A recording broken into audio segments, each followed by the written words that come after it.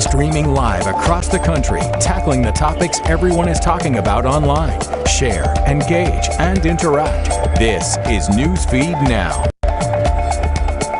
Good morning and happy Friday, everybody. Great to have you with us here on Newsfeed Now. I'm Suzanne Bruner. Let's get straight to one of the most talked about stories online. In Fort Worth, Texas, icy conditions led to a massive crash Thursday morning, and it claimed the lives of 6 people, left dozens of others hurt. This happened on Interstate 35. Marky Martin has the latest.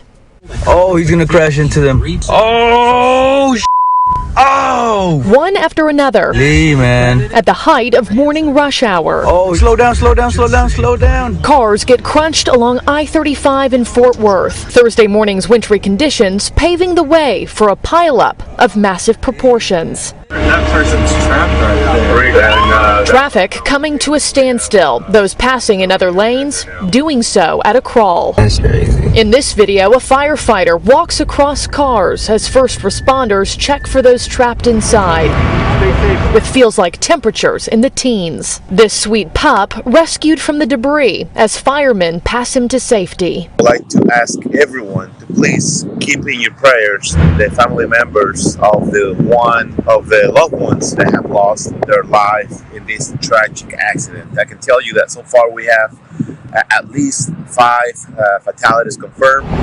By evening, the updated numbers were 6 deaths, 133 cars, and 65 patients treated at area hospitals. Boom! Oh my goodness. By sunrise, the tragedy became more visible from the sky. This aerial footage showing the swath of wreckage left behind. An accident so severe, city officials opened up this community building as a reunification center for families who'd been separated.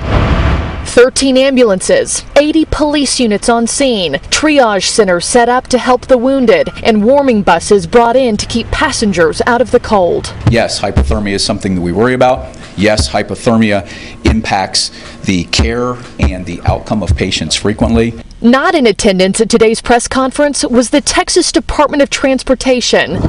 When asked if the roads had been treated prior to the accident, Fort Worth Police Chief Neil Noakes only saying this. That is going to be part of the ongoing investigation, but we will definitely be getting more information out about that when we have that information as part of our investigation. And we do have Marky Martin joining us now from Dallas, Texas. Marky, great to have you with us to talk more about this story. What kind of updates do we have today? Good morning, Suzanne. Thanks for having me on. You know, I'm heading back to the scene later this afternoon to follow up. It was so agonizing to see in person. We have seen videos from the scene this morning.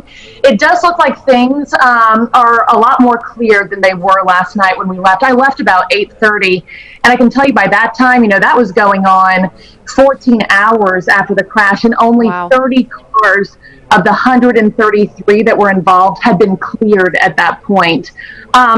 Yesterday, the press conference, you know, not there was the Texas Department of Transportation or Texpress, which specifically manages those lanes. Because the big question is, were the roads treated, and were they treated properly prior to this incident? And city officials just coming forward to say that's part of the ongoing investigation.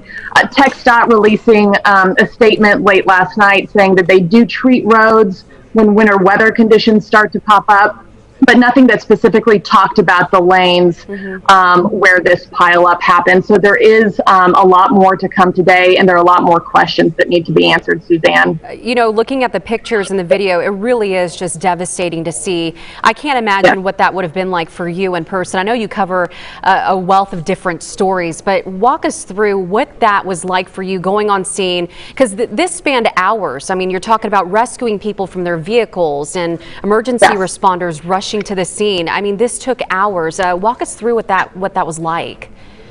Suzanne, it was brutal. It was agonizing, and I wasn't even involved. You know, we were out there covering the story. We did some live hits yesterday, and I was cold to my core. I mean, we're talking about feels like temperatures in the teens. So you think about the families, the drivers, the passengers who were trapped inside those vehicles. That's what first responders were talking about yesterday. They were rushing to get those people out. not only to save their lives, but also, to save them from hypothermia. That was one of the other big fears yesterday. So to just be out there and how cold it was unbelievable to see. And my other question was, how many children were involved in this? Yeah. And first responders said, thankfully, because of the time of day that this happened, about 6 a.m., 6:30, it was mainly a lot of people driving to work. They did not have a single pediatric patient involved. They did say they helped a lot of people, frontline healthcare workers, truck drivers, the people who don't have the luxury of staying home.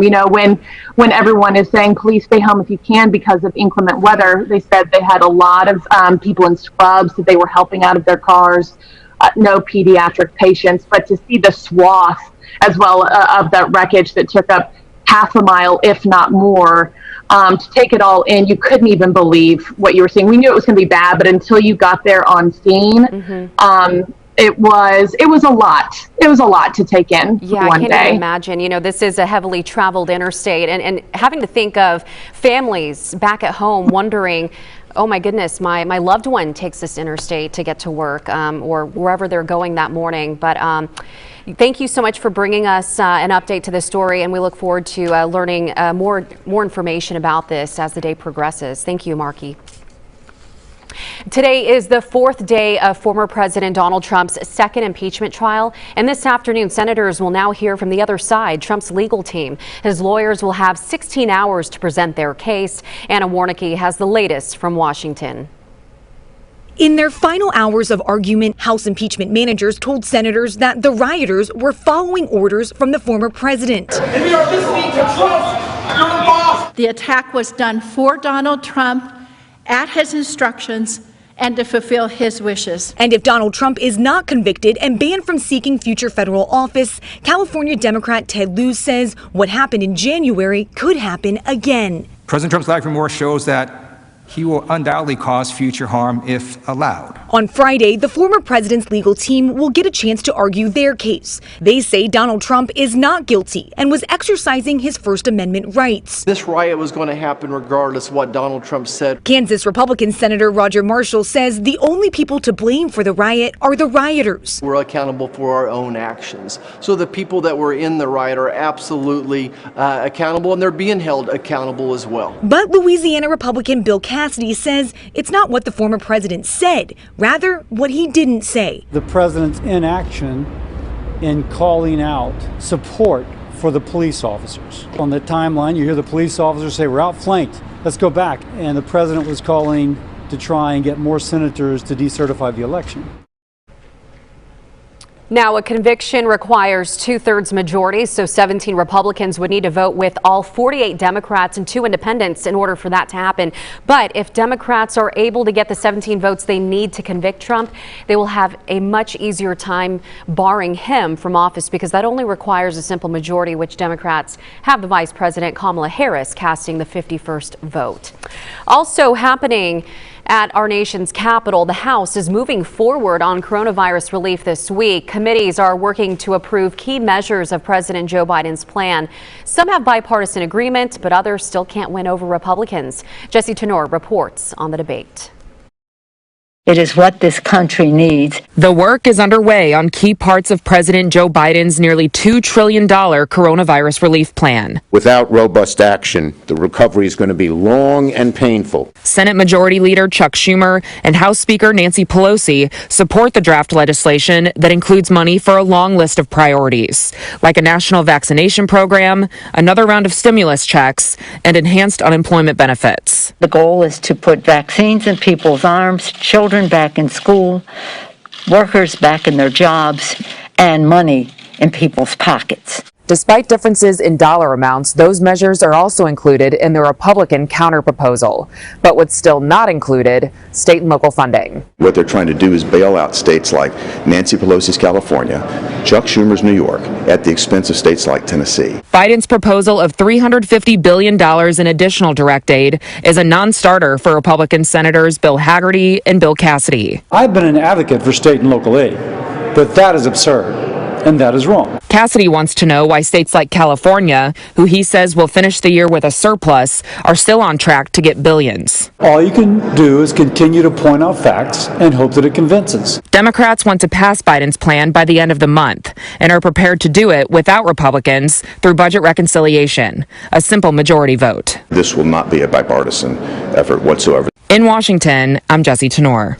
Jesse, thanks so much. And we do have an update on the COVID-19 vaccines. They're being shipped to pharmacies across the nation starting this week as part of a new partnership with the federal government. So that means more appointments, but that comes with a warning for cybersecurity experts who say hackers will instantly get more chances to wreak havoc on the vaccine distribution system. As Tom Negovan reports, some say it's already started. They will stoop to the lowest of the low. The they experts are sounding the alarm about are what's known as scalper bots. Automated programs designed to target anything that's in demand and get a lot of it. It's the same technology that was used to stockpile PlayStations during the holiday shopping season, jacking up the price and reselling them online. But this time, the stakes are infinitely higher, targeting appointments to get the COVID vaccine, non-state actors with the explicit goal of undermining national security, the health of Americans, and their confidence in the system. Right now, there are certain groups of people that are worried about the vaccine. We don't like it hasn't been tested. We don't know if it is secure. And all of a sudden, you go into these systems and you alter the information, you create chaos. But corporate America insists it's ready. In a statement to News Nation, CVS Health says our online vaccination appointment site has a layered defense that includes capabilities to detect automated cyber attacks, such as botnets. Those capabilities, together with our application design and user input validation, enable us to validate legitimate users. Experts stress the goal isn't to get the appointments, but to wreak havoc on vaccine distribution, the economy, and our ability as a nation to recover from the pandemic. They point to horror stories from the past few weeks, people trying to get vaccination appointments from government sources, with some blaming bots for site crashes and stolen slots. They say for the hackers, there's no bar too low. They will detonate ransomware in a hospital that has direct impact on the life and safety of other people. The Biden administration is about to start distributing about 1 million vaccine doses a week directly to about 6,500 pharmacies. Security companies believe those pharmacies could be the next botnet target and say the time for extra security is now. In New York, Tom Negovan, News Nation. Tom, thanks so much. Day after day, the number of lives lost to the virus only seems to climb, but that number is one short. Hunter Hoagland shares with us the story of an Arkansas woman whose fight against COVID can only be explained as a miracle. He said it'd just be a few hours and she would pass away. She'd never be able to breathe again on her own. Nicole Brewer, faced with one of life's most difficult decisions. For, 2 months, just a emotional roller coaster. Whether to suspend treatment. She was supposed to pass away. Or let her mom endure a lifetime of pain. Our other option was she could have a trach and go to long-term care for 24/7. We're like, well, our mom wouldn't, want that. Her mom, Rhonda Witham, tested COVID positive on November 7th. Days later, doctors put her on a ventilator. It was scary. And then gave her hours to live. As Brewer said goodbye on November 29th, her mom's eyes opened. They just were in shock and couldn't believe it. Over the next 10 weeks, Rhonda defied the odds. She comes off the ventilator and, it's just a miracle. 84 days after being hospitalized, Rhonda came home. God had another plan for me. He wasn't ready to take me. The road to recovery is long. It's almost like starting over from a baby because you have to learn to do everything over again. The journey home worth every step. It's just still hard to believe, because a lot of people hasn't made it from this virus, you know. What was once a few hours left on her clock, now a lifetime left to live. It's a miracle answered prayer, and I mean, it's just the Lord, you know, that's all it is. A miracle right there. That was Hunter Hoagland reporting. Rhonda lost the majority of her strength in her arms and legs. She says she will continue rehab at her home and hopefully get back to work by the end of the year. A Missouri mother is alive and well thanks to a gift from her teenage son. Jeff Bernthal reports on why this Valentine's Day will be so special for them. SSM Health St. Louis University Hospital is where it all happened. Not one but 2 kidney transplants for a mom who feels blessed to be alive. She's wearing a face covering, but you can tell there's a big smile behind it. That's because Kebra Pebbles recently received a life-saving kidney transplant from her son, Kendall. I feel great. I feel like a new person.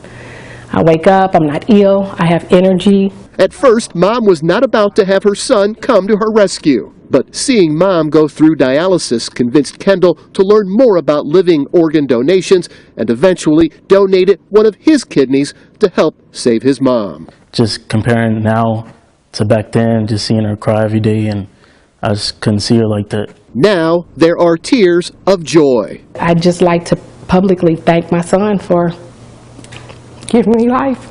Peebles' condition made giving birth a risk. Following Kendall's birth and the birth of a second child, Peebles needed her first kidney transplant. That kidney lasted 14 years before I started having complications.